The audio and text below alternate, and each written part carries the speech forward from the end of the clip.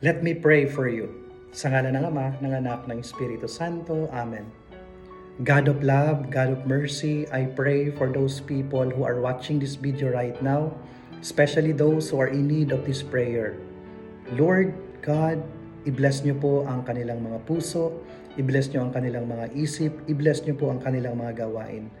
Almighty God, we come to you and we ask you to be with us, lalong-lalo na po sa mga tao na nangangailangan ng iyong tulong, nangangailangan ng iyong awa, nangangailangan ng iyong gabay.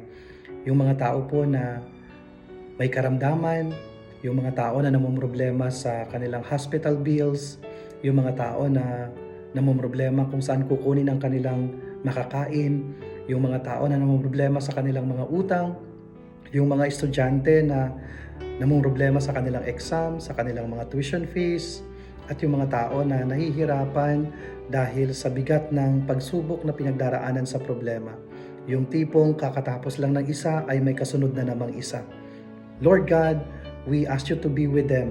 Iparamdam niyo po sa kanila ang iyong pagmamahal, ang iyong awa, at ang iyong gabay. Huwag niyo pong hayaan na sila ay mawalan ng pag-asa. You are our hope, you are our strength, because you are the light of the world. Lord God, we come to you with humble heart. Buong puso po kaming lumalapit sa iyo ng may kababaang loob. Alam po namin, Lord, that without you, we are nothing. At ikaw lamang ang makapagbibigay sa amin ng tunay na kaginhawahan. Panginoon, sa mga oras na ito ay inilalapit namin sa inyo ang mga tao na pasuko na, yung mga tao na wala nang mapupuntahan, yung mga wala nang malalapitan, at ikaw lamang ang tanging nariyan para sa amin. Lord God, listen to our pleas, listen to our prayers, hear our prayers. Lord, alam po namin na lahat ng ito, lahat ng mga pagsubok na ito ay nariyan upang kami ay patatagin. God, ipadama mo sa amin na hindi kami nag-iisa sa mga laban namin sa buhay. Nawa Panginoon, anuman yung mga suliranin at problema ang aming pinagdaraanan, yung mga taong nangangailangan ng panalangin na ito, ay pagkalooban mo ng katuparan.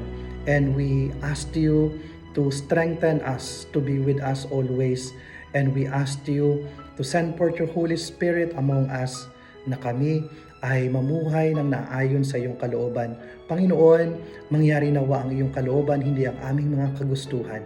Hinihiling namin ito sa pangalan ni Jesucristo na aming Panginoon, ngayon at magpasawalang hanggan. Amen. Sumainyo ang Panginoon at pagpalain kayo ng makapangyarihang Diyos, Ama, Anak at Espiritu Santo. Amen.